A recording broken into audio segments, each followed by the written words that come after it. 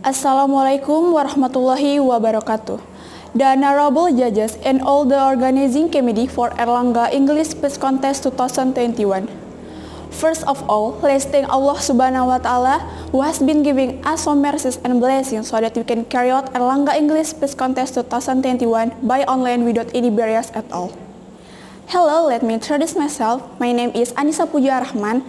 I am from Senior High School, Wang Bunyu, Bulungan Regency, North Kalimantan. On this happy day, I will deliver a speech with the topic, does digital culture bring benefit to us? Ladies and gentlemen, as we all know, we are currently in the era of Industrial Revolution 4.0, where everything has led to digital culture. Digital culture is defined as a new form of culture, in which human culture will digitize and transform into a new form. Digital culture is a style that, as a whole, and its habits are created through innovation, but from the era where humans live, interact a lot with the technology of everyday life. Digital culture has become the new order of people's life, where everything can be done through a sophisticated equipment to facilitate human affairs. With the existence of this digital culture that encourages a person's perspective in living an increasingly sophisticated life today. Ladies and gentlemen, talking about digital culture, we will get a lot of benefits. The proof, I am currently being recorded with a sophisticated digital device, namely a smartphone.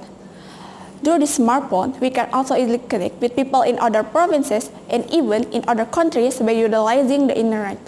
Besides being easy, the type is also faster. In addition to fast energy communication, we can also get information faster.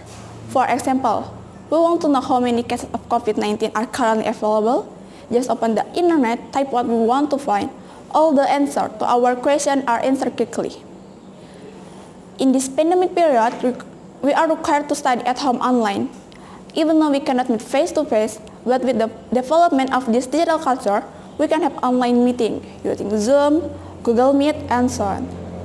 Public facilities are also now using digital, which can be more efficient and orderly.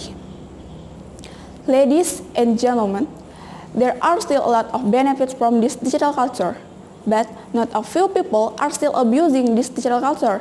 Social media, for example. There is a lot of abuse that occurs on social media, like cyberbullying, spreading fake news, advertising fraud, and theft. A global survey conducted by Ipsos on 80,687 parents from 24 countries, including Indonesia, found that 12% of parents stated that their children had experienced cyberbullying, and 60% of them stated that their children had experienced cyberbullying on social media such as Facebook.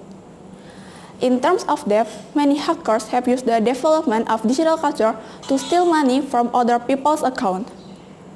This digital culture has many significant benefits in the development and convenience of our life.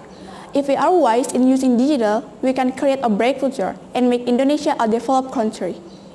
This digital culture can also have a negative impact. So, from now on, come on, young generation, let's make this digital culture a ticket to success for the future.